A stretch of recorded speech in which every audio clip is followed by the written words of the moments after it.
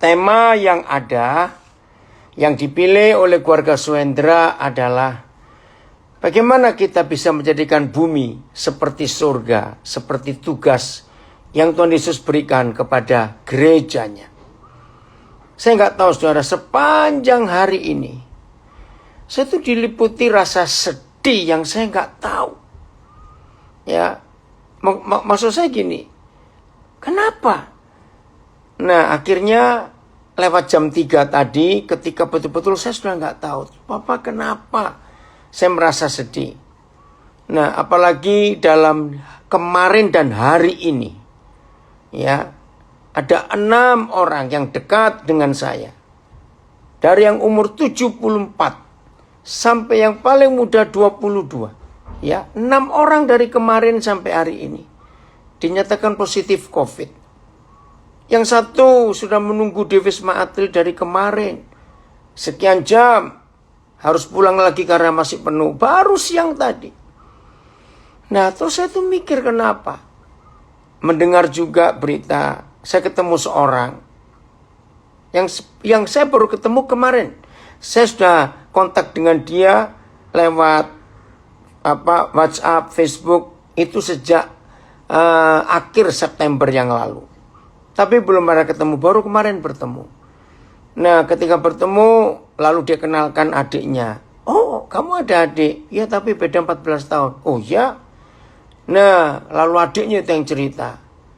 Inilah, akhirnya dia manggil saya Papa. Papa, kami menikah 4 kali. Kami ini nggak tahu punya saudara tiri berapa banyak. Nah, saya adalah mama yang keempat dari Papa itu. Aduh, saya bilang. Terus cerita macam-macam. Nah, saya baru sadar setelah jam 3 sore tadi. Karena tema yang kita mau pelajari malam hari ini. Tugas kita menjadikan bumi jadi seperti surga. Tadi waktu keluar setelah makan, anak saya ngajak makan pulang. Tiba-tiba baru keluar dari tempat makan itu. Dan memang saya lagi perlu buah. Terus kelihatan ada orang jual buah. Tapi karena tempatnya dekat dengan pas keluar restoran, akhirnya harus putar balik lagi. Nah, maka itu salah satu alasan jadi terlambat juga. Saudara, saya melihat orang jual buah, berapa sih hasilnya untuk Jakarta? Terus anak saya melihat nggak jauh dari tempat jual buah, ada bapak-bapak dorong gerobak. Ternyata dia pemulung. Ambil besi-besi bekas. Aduh, mau bagaimana ini? Ya udah. Nah, maaf saya cuma cerita. Uang kecil-kecil saya ada, 2.000, 5.000 ada. Tapi untuk memberi kepada pemulung ini, saya nggak sampai hati. Nah, pecahan yang paling kecil, yang besar, itu cuma 100.000. Saudara, waktu saya keluarkan uang 100.000, kasih kepada pemulung itu. Ini penjual buah itu bingung juga. Nah, di situ kasih Tuhan dinyatakan. Kalau kita melihat penderitaan hidup yang seperti ini, lalu berhenti, ada lampu merah, lalu anak saya bilang, lihat itu, manusia perak. Ngerti ya, di Jakarta begitu susahnya orang cari duit. Anak-anak muda itu loh, yang dilumuri dengan cat metalik ya, dari mukanya sampai kakinya, tidak pakai baju. Ini kan baru hujan, betapa dingin. Dikasih uang 20.000, senangnya luar biasa. Tapi itu nggak menjawab masalah mereka. Uang yang cuma segitu. Aduh, banyak lagi hal-hal lain. Itu kalau kita sebagai gereja dan teman sekerja Tuhan Yesus tidak sungguh-sungguh memperhatikan apa yang dia minta. Dia nggak minta banyak-banyak. Doa Bapa kami adalah doktrin. Ya, saya ulangi. Doa Bapa kami adalah doktrin yang sangat universal. Kita bersyukur dengan adanya COVID-19. Gereja sedang dimurnikan habis-habisan. Yang menyebut diri pelayanan sedang dimurnikan habis-habisan. Nah, salah satu pemurniannya adalah ini. Kita nggak bisa hura-hura lagi, ya, dengan ibadah yang wah, yang megah. Nggak, kita sudah nggak bisa lagi. Karena hampir semuanya masih online. Lalu ini yang kita harus perhatikan, tugas kita. Ketika, saya nggak tahu seorang ngikuti atau tidak. Hari-hari ini soal pengajaran.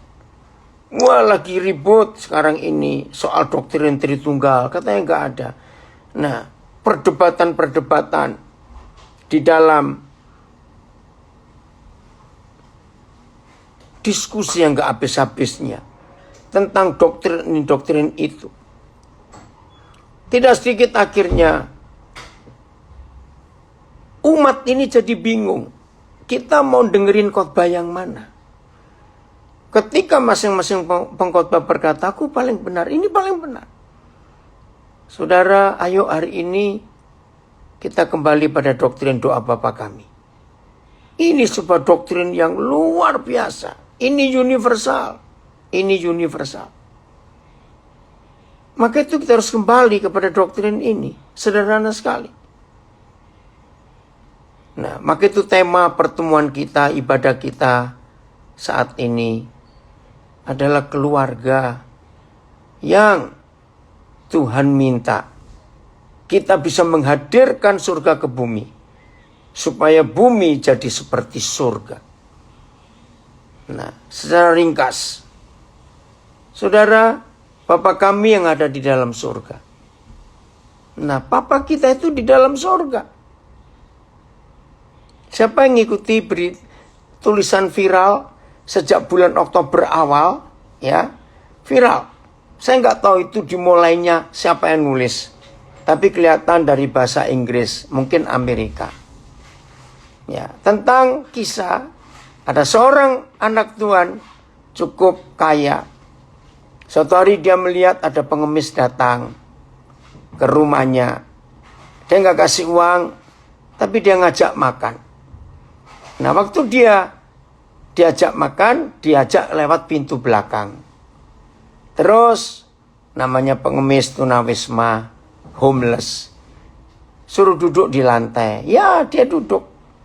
Terus dia melihat bahwa orang kaya ini memberi makan, tapi diambilkan dari sisa-sisa dari makanan yang ada.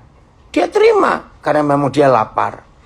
Nah, karena yang ngundang ini, yang ngajak ini orang Kristen, terus dia ngajak, ayo kita berdoa. Nah, doa yang paling gampang itu, Bapa kami dalam surga. Maksudnya supaya tunawisma ini ngikuti. Yang dia dengar, Bapamu yang di dalam surga. Nah, dia coba ulang lagi. Bapa kami yang di dalam surga. Tetap tunawisma ini menjawab, Bapamu yang di dalam surga. Dia masih penasaran. Yang ketiga, agak kencang suaranya. Tirukan ya. Bapa kami yang di dalam surga. Agak kencang. Tetap tunawisma ini berkata, Bapamu yang dalam surga. Akhirnya gak jadi doa. Dia tanya kepada tunawisma ini. Aku kan minta kamu ucapkan doa Bapa kami. Iya sudah toh. Nah, tapi kamu bilang Bapamu. Saudara, saya setuju dengan yang buat kisah itu. Loh, kalau saya menyebut Bapa kami, berarti kita ini bersaudara dong. Iya. Enggak. Loh, kalau kita bersaudara, berarti aku boleh duduk makan di meja makanmu. Kita saudara. Dan aku juga makan apa yang kalian makan. Tapi kamu nyuruh aku duduk di lantai, dan kamu berikan aku makanan-makanan yang sisa. Maka itu dia Bapamu, bukan Bapakku. Saudara, saya merenung tulisan itu. Betul juga. Our Father in heaven. Berarti Papa kita itu satu. Kita ini bersaudara. Akhir September yang lalu, saudara, untuk pertama kali saya itu diminta mengajar ya via Zoom ya. Sejak awal April sampai sekarang ini, masih via online ini. Nah, selama saya jadi hamba Tuhan hampir 50 tahun, saya itu belum pernah diminta khusus khotbah tentang Adam dan Hawa. Jadi topiknya Adam dan Hawa. Nah, saya tanya kepada yang ngajak Zoom itu, kenapa milih tema ini? Lalu sasarannya kemana? Aduh, saya surprise waktu diberitahu Adam dan Hawa itu hebat. Semua yang Tuhan rencanakan untuk terjadi di dunia itu ditumpahkan penuh dalam hidup Adam dan Hawa. Wih, saya kaget. Belum pernah saya mengajar tentang Adam dan Hawa. Dan betul, tanggapannya luar biasa. Nah, Kisah Rasul 17 ayat 26. Han, bisa ditayangkan Alkitab di sini atau Papa harus baca? Ya. Bisa, bentar ya. Ya, kalau enggak ya udah Papa baca dulu. Kamu sampai. Philip, puji Tuhan, ini dari Florida gabung. Saya belum melihat tadi dari mana saja. Ya. Kisah Rasul berapa? Kisah Rasul 17 ayat 26. Terima kasih Hulu Yau dari Nias berdoa. Puji Tuhan. Nabire gabung juga. Kisah Rasul 17 ayat 26. Ini loh hebatnya Adam dan Hawa itu. Ya, ada di situ. Maaf ini. Ya, saya akan bacakan. Ya. Dari satu orang saja Ia telah menjadikan semua bangsa dan umat manusia untuk mendiami seluruh muka bumi. Wow. Dan ia telah menentukan musim-musim bagi mereka dan batas-batas kediaman mereka. Saudara bayangkan, dari satu orang saja. Maka itu ada gereja yang berani khotbah bahwa Tuhan itu enggak menciptakan Adam. Sebelumnya ada manusia lagi. Maaf, itu ngawur. Lihat penulisan firman ini. Dari satu orang saja. Saudara, begini logikanya Adam dan Hawa itu. Kalau saudara ada yang suka buat kue, kan ada istilah, oh puji Tuhan, Alabama hadir juga. Ya. Kalau ada orang yang buat kue kan ada bibitnya. Saya nggak ngerti istilahnya ya. Nah, dari bibit adonan itu. Nah, dari satu bibit adonan itu, terus dipecah jadi adonan baru, terus begitu. Nah, saya membayangkan Adam dan Hawa, apalagi dalam penulisan ini dari satu orang saja. Berarti di dalam hidup Adam dan Hawa itu ada semua cikal bakal asal usul manusia yang bermacam-macam warna kulit, yang bermacam-macam warna, jenis rambut, budaya. Itu kan dari Adam dan Hawa. Berarti dalam hidup Adam dan Hawa itu lengkap. Karena dari satu orang itu saja terjadi ribuan suku bangsa, ribuan bahasa. Bayangkan untuk Papua saja. Itu yang pernah ditemukan oleh para ahli linguistik. Untuk Papua saja itu ada 600 lebih bahasa. Bayangkan. Tapi yang menyedihkan juga, para ahli linguistik menemukan juga setiap tahun minimal ada 3 bahasa suku Papua itu punah. Kenapa punah? Karena penuturnya sudah tidak ada. Karena cuma kelompok-kelompok kecil. Maka itu ketika para penterjemah Alkitab menerjemahkan Alkitab di Papua, mereka heran. Mereka menemukan di Papua itu ada bahasa-bahasa yang penuturnya itu nggak sampai 40 orang. Saudara bayangkan hebatnya Tuhan itu. Maka itu setiap tahun rata-rata 3 bahasa punah di Papua. Karena penuturnya nggak ada. Nah itu semua dari 1 orang.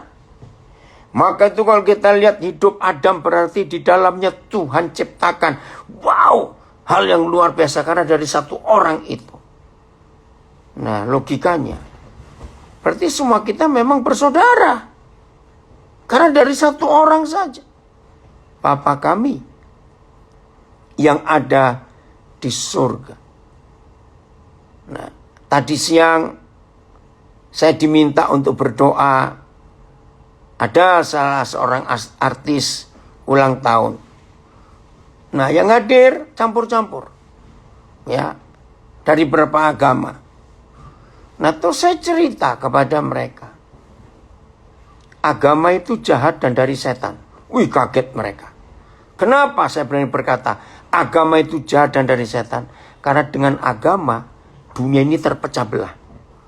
Maka itu saudara tahun 70-an ketika awal-awal saya jadi hamba Tuhan. Wah, kan John Lennon ngubah lagu Imagine. Nah, saya tuh khotbah di satu gereja tentang lagu itu. Wih, saya ditegur. Nggak boleh, itu lagu dunia. Saya bilang tunggu dulu. Salah satu kalimat atau syair yang saya suka dari lagu itu, John Lennon berkata, Imagine if the world without religion. Betul. Dunia ini kacau gara-gara agama. Yang katanya untuk mencari Tuhan. Tapi justru agama itu yang merusak nama Tuhan. Saudara, tadi siang akhirnya terjadi beberapa diskusi. Saya berkata, orang beragama pasti tidak bertuhan karena kejam. Tapi orang bertuhan itu pasti tahu aturan. Itu bedanya. Maka itu saudara kita melihat Bapa kami yang ada di sorga. Jadi Bapa kita itu satu. Karena dari 1 orang saja. Jadilah sekian banyak bangsa yang ada di bumi ini. Maka itu pada akhirnya. Coba kita lihat Wahyu pasal 5 ayat yang ke-10. Siapa yang ditebus? Siapa yang diselamatkan? Oleh Tuhan Yesus. Jelas sekali Wahyu 5 ayat yang ke-10. Ya, nggak main-main yang Tuhan minta. Wahyu 5 ayat yang ke-10. Ya. Begini pewahyuan kepada Yohanes hari itu. Wahyu 5 ayat 10. Dan engkau telah membuat mereka. Maaf, ayat 9 saya salah. Ayat 9, maaf ya. Dan mereka menyanyikan suatu nyanyian baru katanya. Engkau layak kepada Tuhan Yesus anak domba itu. Engkau layak menerima gulungan kitab itu. Dan membuka meterai-meterainya. Karena engkau telah disembelih dan dengan darahmu engkau telah membeli mereka. Telah membeli. Siapa mereka? 1 dari tiap-tiap suku. 2 dari tiap-tiap bahasa. 3 dari tiap-tiap kaum. 4 dari tiap-tiap bangsa. Saudara, ini penyebutan yang lengkap bahwa seluruh dunia yang sekarang sudah 7,5 miliar lebih jumlahnya, saudara nggak main-main. Itu terdiri dari tiap suku, saya ulangi lagi supaya nggak salah, tiap-tiap suku, tiap-tiap bahasa, tiap-tiap kaum, dan tiap-tiap bangsa. Dari 4. Itu kumpulan umat manusia yang sekarang jumlahnya sudah 7 miliar lebih, 7,5 miliar lebih. Dari 1 orang. Jadi betul Bapa kita itu satu. Bapa disebut Bapa itu sumber dari segala kehidupan.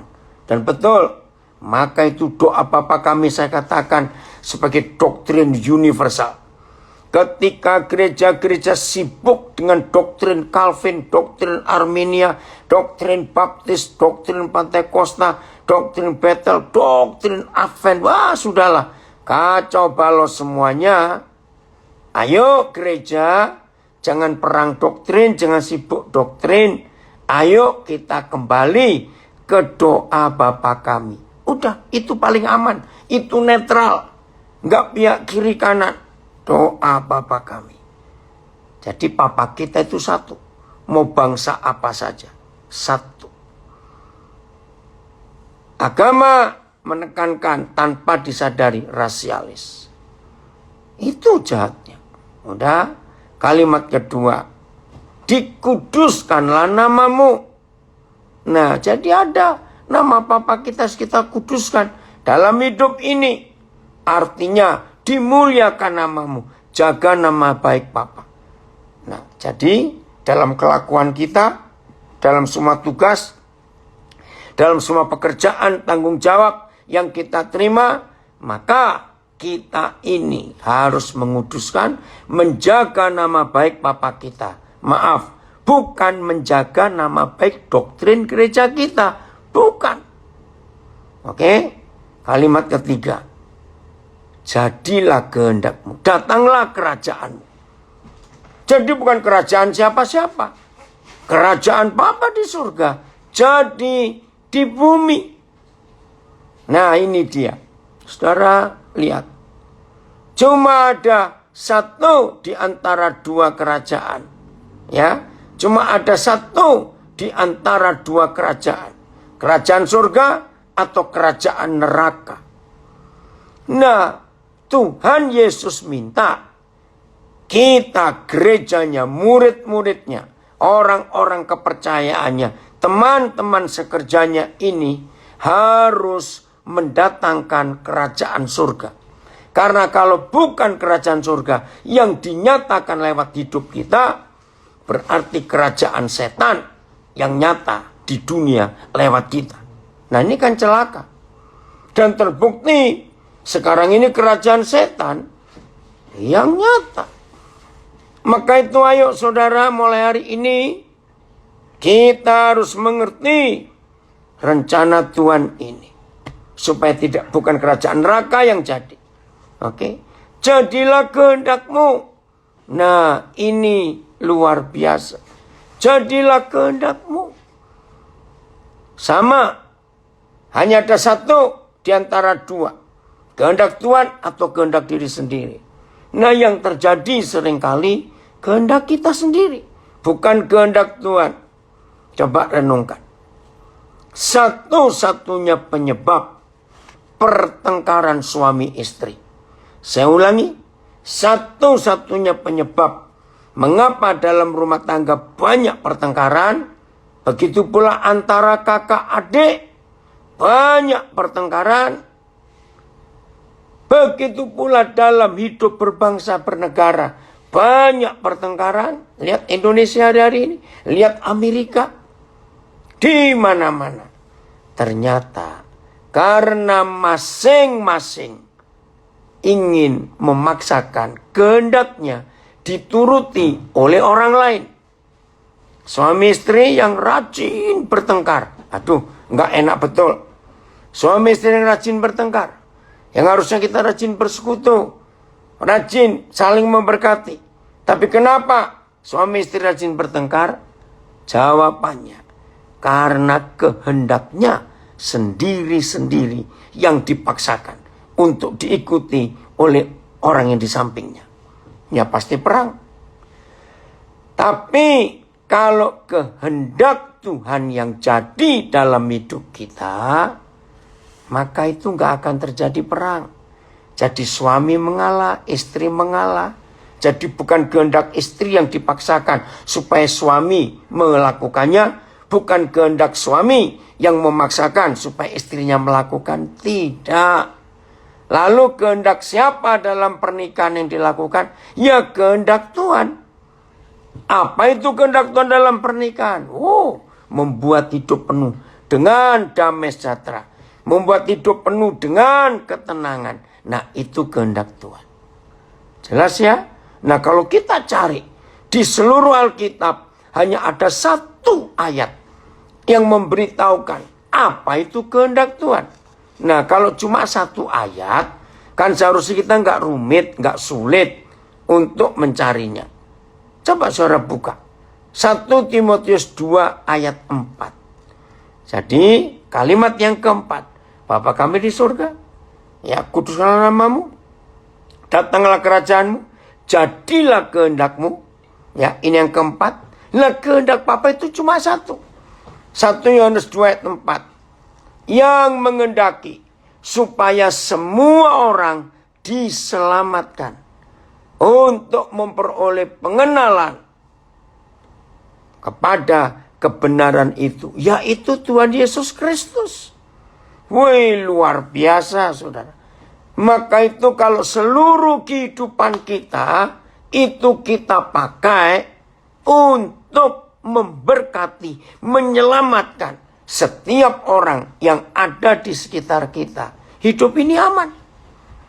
Tidak ada yang saling ngotot. Kehendak apa? 1 Timotius 2. Oh, ini ada 1 Yohanes 4 ayat 2. Coba saya lihat apa yang dimaksudkan. Ada yang memberikan ayat ini. 1 Yohanes 4 ayat 2. Saya akan baca dulu ya, supaya tahu. 1 Yohanes 4 ayat 2. Demikianlah kita mengenal roh Tuhan. Setiap roh yang mengaku bahwa Yesus Kristus telah datang sebagai manusia berasal dari Tuhan. Oke, saya lanjutkan. Jadi, mari dalam hidup kita stop bertengkar ribut masalah doktrin, tapi ayo kita mengutamakan kehendak Tuhan. Ya, jadilah kehendakmu. Nah, kalimat yang kelima ini, saudara, terjemahan dalam bahasa Indonesia maupun dalam bahasa Inggris kurang tepat. Yang betul begini, Bapa kami di surga, dikuduskanlah namamu, datanglah kerajaanmu, jadilah kehendakmu. Perhatikan, supaya bumi jadi seperti surga. Nah, karena cuma ada satu di antara dua. Kalau bumi tidak jadi seperti surga, berarti bumi jadi seperti neraka. Nah, kita lihat faktanya. Sekarang ini neraka ada di mana-mana. Karena gereja gagal menyatakan perintah, kehendak, kemauan Tuhan supaya bumi jadi seperti surga. Saudara, jangan mikir jauh-jauh. Gimana buktinya? Nanti kita akan lihat. Tapi lihat kalimat berikut dalam doa Bapa kami. Nah, inilah wujud kenyataan, bentuk, fakta, realita. Surga itu seperti apa? Kalimat berikut masih ingat? Berikanlah kepada kami makanan kami yang secukupnya untuk hari ini. Jangan anggap enteng. Maka itu bagi saudara yang cuma hafal doa Bapa kami, bahkan jadi latah, dikit-dikit doa Bapa kami, dikit-dikit doa Bapa kami. Bukan begitu. Saudara, dengarkan ini. Berikanlah kepada kami makanan kami yang secukupnya. Itu artinya bumi jadi seperti surga. Sederhana sebetulnya. Tapi kenapa sulit dilakukan? Penyebabnya cuma satu. Karena orang Kristen pelit. Jadi bumi akan seperti surga dalam konsep doa Bapa kami, yaitu kalau tidak ada orang lapar lagi di bumi ini. Hah? Nah, kaget bukan? Maka itu kalau saudara lihat, berapa kali kejadian dalam hidup Tuhan Yesus selama di dunia. Ya, itu enggak 1-2 kali. Berapa kali kejadian. Begitu banyak orang sudah mendengar Tuhan Yesus mengajar. Sore menjelang malam. Murid-muridnya sibuk. Suruh mereka pulang untuk cari makanan. Saudara masih ingat, nanti saudara buka 4 Injil. Perintah Tuhan Yesus tegas, beri mereka makan. Itu selalu terjadi. Beri mereka makan. Saudara, ini yang Tuhan ingin kita sebagai gerejanya, murid-muridnya, itu lakukan. Buatlah bumi jadi seperti surga, itu dengan cara jangan ada orang lapar lagi. Saudara, bagi yang belum tahu supaya tahu, bagi yang pernah dengar saya mengajar ini, biar ini makin jadi kekuatan. Begini, dulu saya juga berpikir seperti orang banyak. Aduh, ini kalau bumi ini manusianya bertambah banyak. Nah, saudara perhatikan, ya, benar atau tidak saya juga belum tahu. Tapi kalau ngikuti berita-berita, kemungkinan iya. Siapa yang pernah dengar berita 10 tahun terakhir ini, ada kelompok-kelompok tertentu, namanya macam-macam, ingin mengurangi jumlah penduduk bumi. Masuk akal. Ya, logika mereka bukan pakai logika surga. Ingin mengurangi jumlah penduduk bumi. Salah satu caranya dengan vaksin. Ya, ternyata katanya ya. Mereka memberikan vaksin kepada manusia, ternyata justru makin buat manusia itu umurnya pendek. Betul juga, bukan cuma umur umat manusia pendek, tapi dengan vaksin itu kemandulan akan terjadi di dunia. Mungkin juga, ya. Lalu yang ketiga, supaya manusia itu makin tidak sehat. Dan dengan vaksin itu ternyata ada komponen-komponen lain, manusia itu bisa diikuti. Wih, ngeri juga kalau begitu. Oke lah, itu urusan mereka. Tapi, saya lupa tahun berapa. Roh Kudus menjelaskan, salah Daniel. Loh, salahnya bagaimana? Kan wajar. Kalau manusia makin bertambah banyak, bumi ini bebannya makin berat, kebutuhan makan manusia makin banyak, lama-lama habis. Tapi Roh Kudus jawab, salah. Wih, begitu dia jelaskan bahwa pendapat manusia, termasuk saya, salah karena konsep logika yang salah. Wih, saudara dengar. Begini Roh Kudus menjelaskan. Berapa banyak pun bertambahnya manusia di dunia ini, ternyata tidak membuat dunia bebannya tambah berat. Nah, bingung bukan? Ternyata simpel. Pengertian dari Roh Kudus. Nggak mungkin bertambah berat, walaupun manusianya bertambah. Karena kalau manusia bertambah, kebutuhan bertambah. Kebutuhan mobil, ya, motor, alat-alat yang lain semuanya pakai logam, kan tambah berat. Lalu kebutuhan rumah, banyak bangunan, ya, besi beton, batu bata, macam-macam, tambah berat bukan? Itu logikanya. Ternyata salah. Dengar penjelasan Roh Kudus. Ternyata berapa banyak pun bertambahnya manusia di bumi, bumi tidak semakin berat. Bumi tetap sama beratnya. Nah, aneh bukan? Ini kalau bukan Roh Kudus nggak mungkin bisa menjelaskan. Lu kenapa bisa sama? Ini logikanya. Tubuh manusia diambil dari tanah, dari bumi. Betul? Keperluan hidup. Pesawat terbang, kereta api, mobil, motor, alat-alat yang kita pakai semuanya dari logam-logam. Dibuat dari mana? Logam-logam itu diambil dari mana? Dari udara? Tidak. Dari bumi. Batu-batu dibuat batu bata, pasir, buat bangunan, jadi semen. Ayo, jadi seng, jadi genteng, oh macam-macam.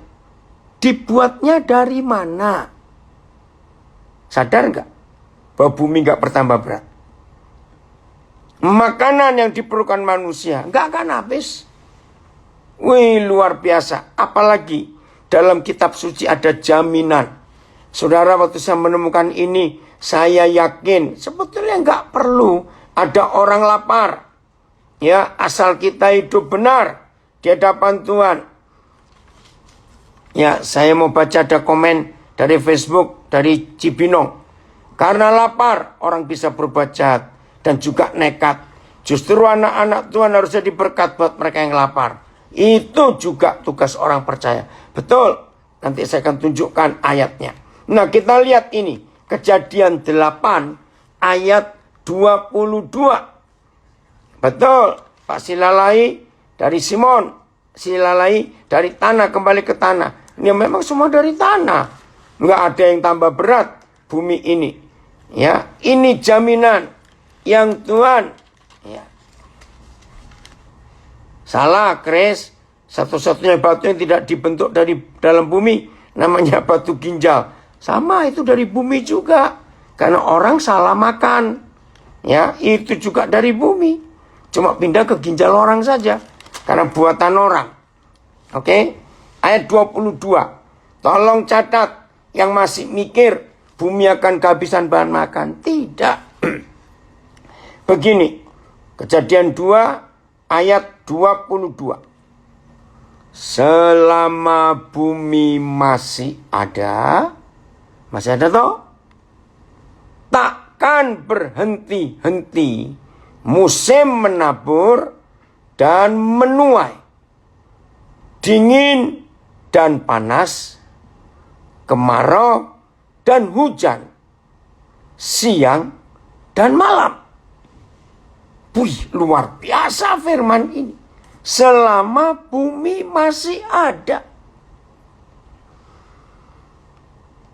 Takkan berhenti-henti musim menabur, menuai.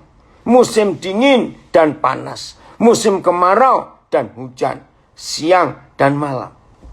Ayo, mau kurang apa? Asal manusia mengelola dengan baik. Saudara, bicara bumi, lalu ingat, Papa di surga menyediakan semua benih sayur, benih pohon, benih buah-buahan. Itu gratis. Saya ulangi, itu gratis. Asal kita bisa memanfaatkan dengan baik.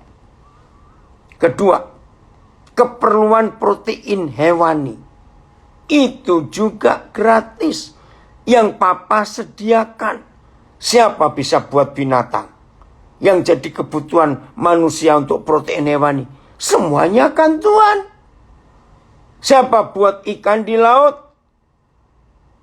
Nah, kalau kita melihat ini, nggak akan kekurangan manusia itu. Ada yang komen, wah pencerahan dari Roh Kudus, hebat Tuhan kita. Ajaib baru saya dengar kali ini. Orang bertambah, Tuhan siapkan kebutuhan manusia. Betul. Nggak akan kekurangan. Nah, saudara, yang membuat neraka nyata. Karena orang-orang rakus, orang-orang tamak, orang-orang pelit. Itu yang merusak rencana Tuhan. Dan setan bekerja. Saudara, ini yang kita harus perhatikan. Ini anak saya yang dokter ini beri ayat. Sebentar Jones, Papa baca. Kejadian 2 ayat 20. Coba ya. Saya lihat Kejadian 2 ayat yang ke-20. Apa yang tertulis? Manusia itu memberi nama kepada segala ternak, kepada burung-burung di udara, kepada segala binatang hutan. Tetapi baginya sendiri, ia tidak menjumpai seorang penolong yang sepadan dengan dia. Oke Jonas, Papa belum mengerti. Kenapa kamu kasih ayat ini? Saya lanjutkan ya. Kalau kita percaya bahwa Tuhan sudah sehebat itu menyediakan apa yang di bumi, kenapa jadi ada orang lapar, orang kekurangan? Ya, jawabannya pertama orang malas. Yang kedua orang rakus. Tidak mau berbagi. Saya mau tunjukkan 2 ayat. Di 2 Korintus pasal 8. Ya. Nah, Saudara nanti renungkan satu perikop ini, 2 Korintus 8 ayat 1 sampai 15. Ini perikop yang luar biasa tentang gereja di Makedonia dalam kesulitan hidup, tapi tetap mau berbagi. Nah sekarang ayat yang ke-13 dan 14. Ya, supaya jelas apa yang Tuhan inginkan. Sebab kamu dibebani, maksudnya kalau kita punya, ayo berbagi.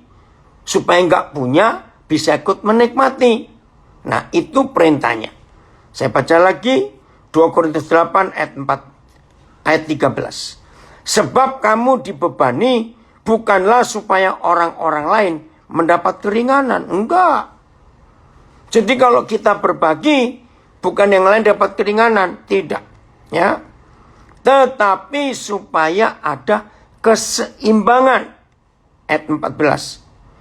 Maka hendaklah sekarang ini kelebihan kamu mencukupkan kekurangan mereka, agar kelebihan mereka kemudian mencukupkan kekurangan kamu, supaya ada keseimbangan. Wow, luar biasa. Saudara, dalam hukum fisika, bumi ini bisa tetap seperti ini, ya. Bahkan jagat raya ini bisa tetap seperti ini, itu karena balance, keseimbangan nyata. Maka itu kalau bumi ini nggak seimbang, ya lihat cuaca berubah, keadaan semuanya jadi kacau balau.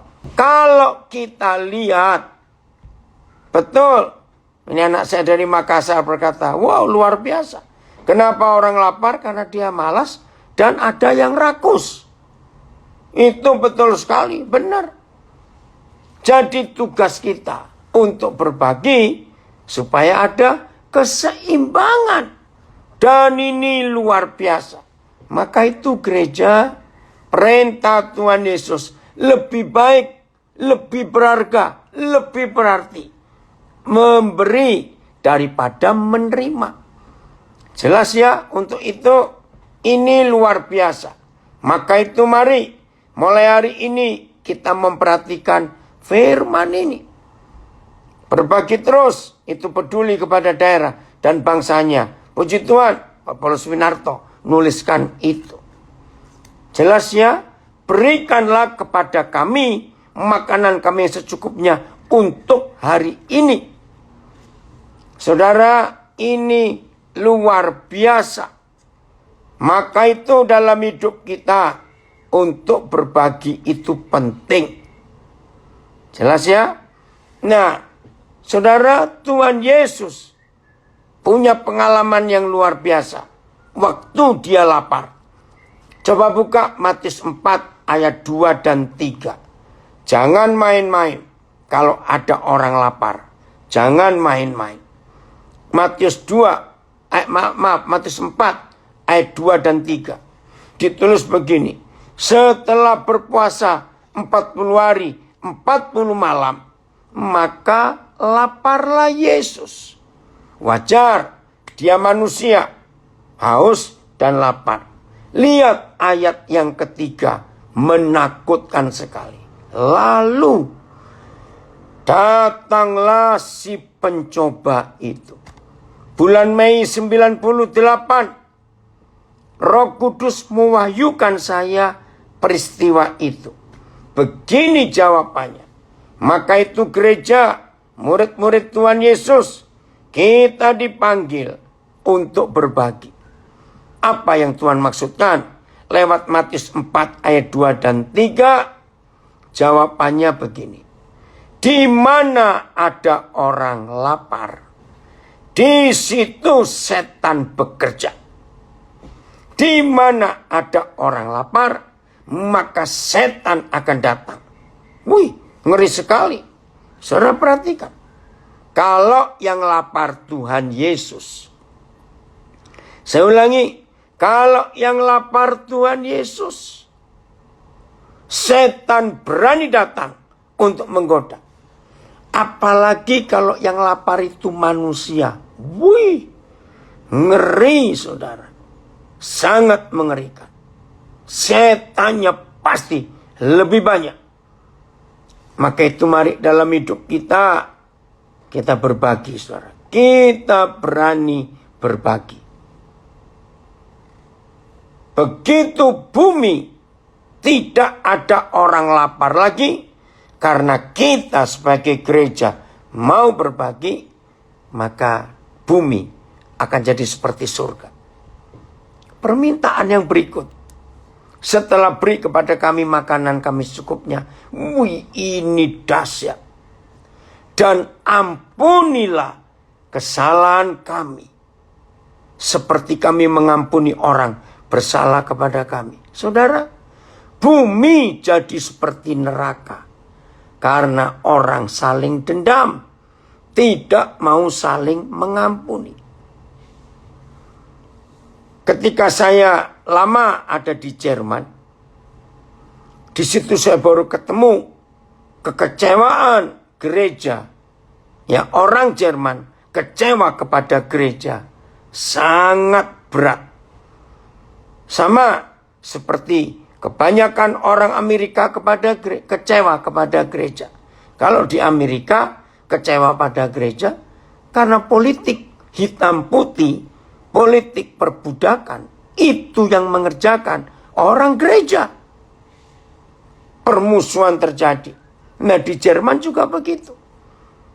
Terjadi kepincangan yang luar biasa.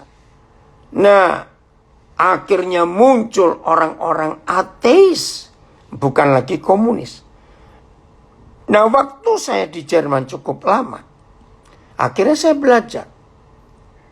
Semua yang mereka ungkapkan dalam kekecewaannya kepada gereja, itu betul. Karena gereja yang salah. Yang seharusnya gereja memberi jawaban. Akhirnya gereja ikut perang juga. Ingat zaman Hitler waktu itu. Nah, begini saya menjawab mereka. Nggak ada Tuhan. Loh, kok bisa nggak ada Tuhan? Lihat perang itu.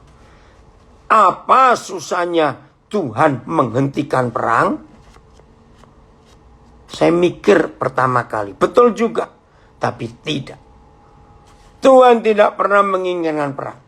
Yang ingin perang itu manusia. Nah, itu dia. Simpel sekali pembahasannya. Nah, ini ada komen dari anak saya di Kelapa Gading. Kemarin aku pesan makanan lewat online. Dan Mas ojek online-nya chat. Wah, terima kasih. Akhirnya saya ada yang order juga. Mohon jangan di-cancel ya Pak. Nah, ini memang ada orang-orang yang jahat sekali. Sudah order di-cancel. Ya siapa yang bayar? Dari tadi saya nggak ada yang order. Sedangkan saya masih kurang uang untuk lahiran istri. Akhirnya jadi dari jumlah makanan yang aku pesan, aku kasih juga ke abang Gojek online. Dan kasih sedikit uang untuk bantu kekurangan lahiran istrinya. Berbagi itu ternyata nggak harus pilih-pilih ya. Ya betul sekali. Apa saja kita bisa bagikan. Oke, saya kembali. Jadi mereka tanya, lah kalau begitu Tuhan itu ngapain ciptakan manusia? Kok dia nggak bisa ngatur? Dengar kalimat ini. Saya belum pernah seumur-umur, itu tahun 81 sudah, mendengar orang marah. Lalu Tuhan itu ngapain ciptakan manusia? Kok dia nggak bisa ngatur manusia ini? Saudara, sebagai hamba Tuhan saya belum pernah dapat pertanyaan yang seperti itu. Saya kaget juga. Ayo, masuk akal nggak pendapat dia? Lalu Tuhan itu ngapain? Nggak bisa ngatur orang. Oh, ternyata salah. Tuhan kalau bisa ngatur orang, berarti Tuhan menciptakan robot yang bisa diprogram, bisa diatur semau-maunya. Nah, saya tanya pada orang itu. Nah, kamu mau jadi orang atau jadi robot? Bingung jawabannya. Nah, bedanya. Robot itu pintar. Sesuai programnya. Manusia Bedanya di sini. Ada kehendak bebas. Maka itu dari situ saya menemukan sepinter-pinternya manusia menciptakan teknologi yang luar biasa. Tetap manusia tidak bisa memberikan kehendak bebas kepada yang diciptakan. Mikir, merenung, dan jawab sendiri. Apakah Tuhan harus ngatur kita? Kalau kita paksa ngatur kita, maka dia ciptakan robot-robot. Dan betul, maka perang bisa dihentikan karena kita robot. Nah, dari situ saya ketemu jawaban. Hebat Bapa di surga. Menciptakan manusia yang serupa dan segambar dengan dia. Supaya kita bisa luar biasa. Nah, jadi gimana cara menghentikan perang? Gampang saya bilang. Kalau manusia di dunia, para pedagang-pedagang, pebisnis-pebisnis yang kaya raya, karena punya pabrik senjata, lalu manusia sepakat, ayo rame-rame kita tutup pabrik senjata. Saya tanya kepada saudara, perang otomatis berhenti enggak? Kalau semua pembuat pabrik senjata itu tutup. Jawab sendiri. Mengapa pabrik senjata susah ditutup dan mustahil ditutup? Karena itu uang. Ini loh masalahnya. Maaf saudara, kalau ada yang nggak setuju, nggak apa-apa. Tapi saya akan tetap ngomong. Saya nggak berdoa supaya COVID-19 ini berakhir. Enggak. Yang kedua, saya berdoa supaya vaksin COVID-19 tidak pernah ditemukan oleh manusia. Kaget bukan? Loh kenapa begitu? Dengan adanya COVID-19, hidup gereja, pelayanan gereja, hamba-hamba Tuhan mengalami pemurnian yang luar biasa. Betul? Dengan ibadah seperti ini. Dimurnikan. Kenapa saya berdoa supaya vaksin gak ketemu? Ada dua alasan saya. Rasa-rasanya vaksin-vaksin ini dipaksakan. Gak tahu akan punya efek samping apa untuk hidup manusia. Ngeri. Yang kedua, penemu vaksin pasti jadi kaya raya. Bayangkan berapa miliar orang akan perlu beli vaksin itu. Maka itu saudara, ketika tanggal 23 April, saya nggak akan lupa. Ketika pertama kali ada penemuan plasma darah. Dan waktu itu anak saya salah satu yang positif COVID, tapi bebas, ditelepon oleh pihak rumah sakit di mana dia dirawat. Ternyata plasma darahnya itu bisa menolong orang lain. Maka itu berapa minggu yang lalu di salah satu stasiun TV Indonesia ada judul baik. Saya sampai kaget. Darahku adalah obatmu. Nah kan menarik bukan tema itu. Saya ingin tahu bahas apa ini. Darahku adalah obatmu. Itu kan alkitabiah sekali. Kuasa darah Yesus. Ternyata pembahasan tentang plasma darah. Dari orang-orang yang pernah positif tapi sembuh. Maka plasma darahnya bisa nolong orang lain. Wih, hebat sekali. Itu prinsip alkitabiah. Nah, jadi setelah beri kami makanan kami secukupnya, maka ayo berdamai. Dan ampunilah kesalahan kami. Saudara, lihat.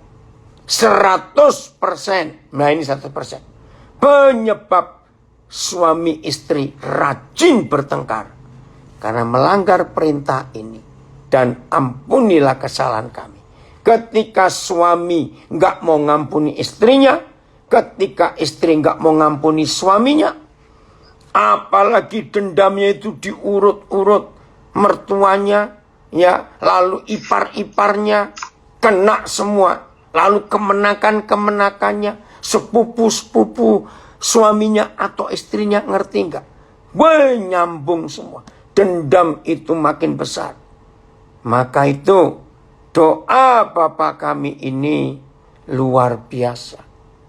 Ayo kita beri makan setiap orang lapar yang kita temui.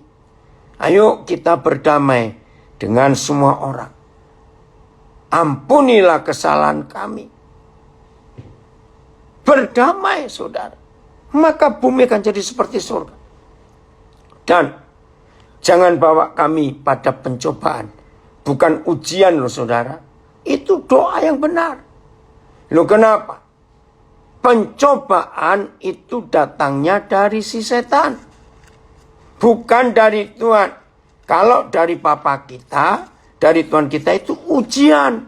Beda dengan pencobaan. Saya akan baca Yakobus, ya, kitab Yakobus. Ini yang kita harus perhatikan dalam hidup kita. Yakobus pasal yang pertama. Ya, kitab Yakobus pasal yang pertama.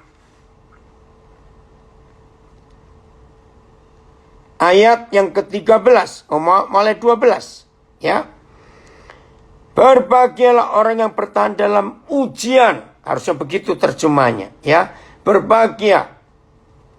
Sebab apabila ia sudah tahan uji, jadi bukan tahan pencobaan, ia akan menerima mahkota kehidupan yang dijanjikan Tuhan kepada barang siapa yang mengasihi dia. Nah, lihat ayat yang ke-13. Apabila seorang dicobai, janganlah ia berkata, pencobaan ini datang dari Tuhan. Enggak. Sebab Tuhan tidak dapat dicobai oleh yang jahat. Dan ia sendiri tidak mencobai siapapun. Nah, bedanya ujian dan pencobaan. Ujian itu tes. Ujian itu baik untuk membuktikan diri kita sendiri sudah bisa menguasai atau belum sesuatu yang kita pelajari. Tapi kalau pencobaan itu menjatuhkan, menjerat. Nah, itu bedanya. Maka itu ayat 14 dan 15 jelas. Yakobus 1. Tetapi tiap-tiap orang dicobai oleh keinginannya sendiri karena ia diseret dan dipikat olehnya. Dan apabila keinginan itu telah dibuai, ia melahirkan dosa. Dan apabila dosa itu sudah matang, ia melahirkan maut. Jadi ini urutannya, ya, diseret, dipikat.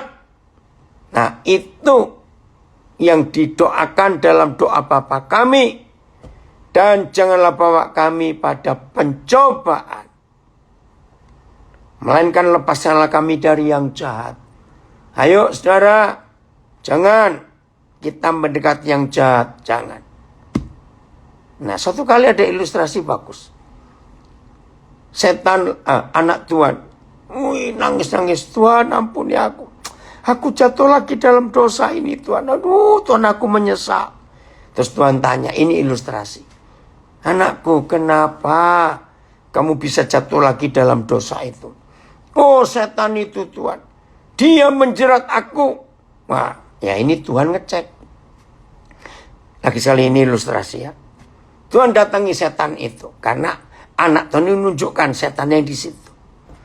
Dengan ramah setan menjawab pertanyaan Tuhan begini. Hei, setan, kenapa lu menjerat anakku ini?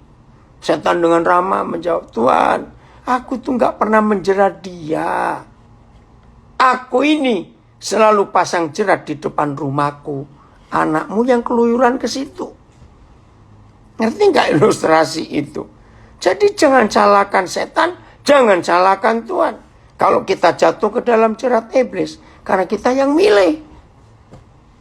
Maka itu, lepaskanlah kami dari yang jahat. Baru ada kalimat, karena engkaulah yang empunya kerajaan, punya kuasa, punya kemuliaan sampai selama-lamanya.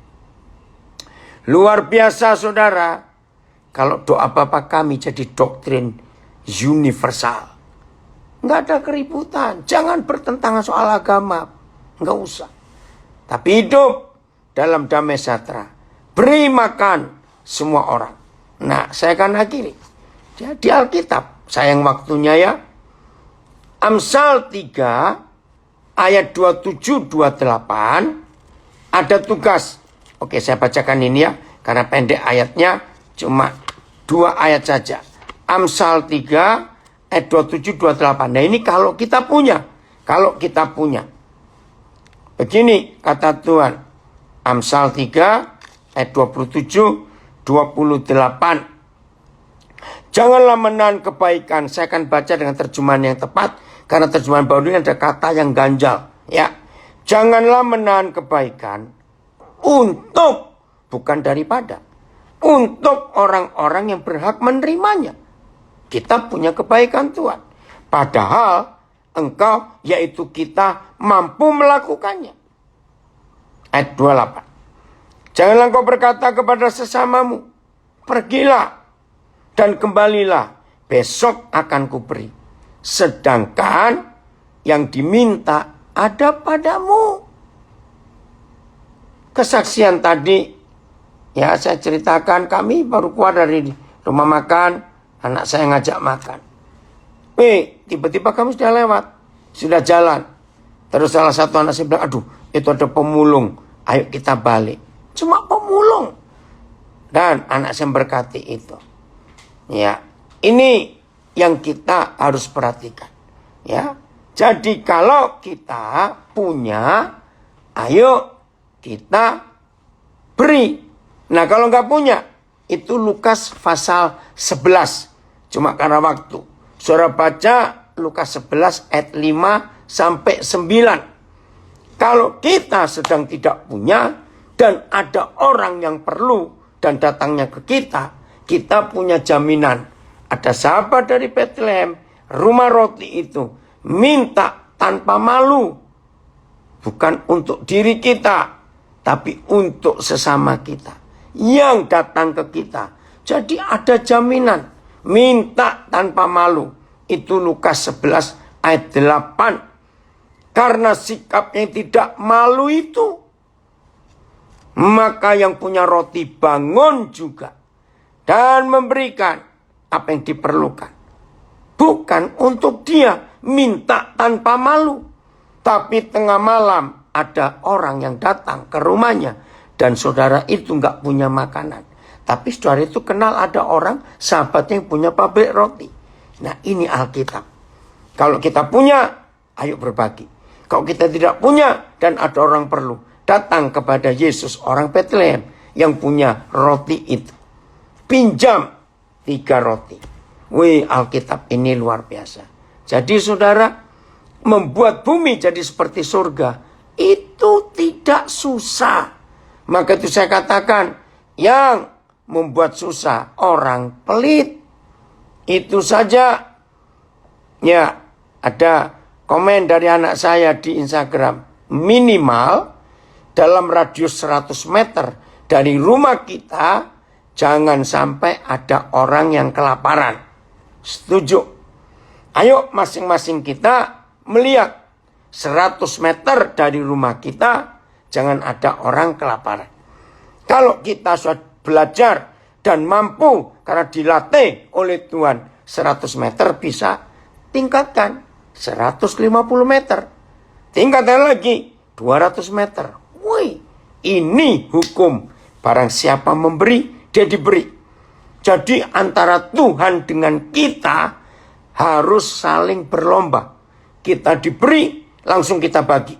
Begitu kita baru bagi, Tuhan beri lagi. Baru Tuhan beri, kita bagi lagi. Wih, seru. Kalau antara kita dengan Tuhan berlomba, ya, untuk saling berbagi. Jadi mudah bukan? Membuat bumi jadi seperti surga. Sangat mudah. Nggak sulit. Tuhan Yesus memberkati kita semuanya.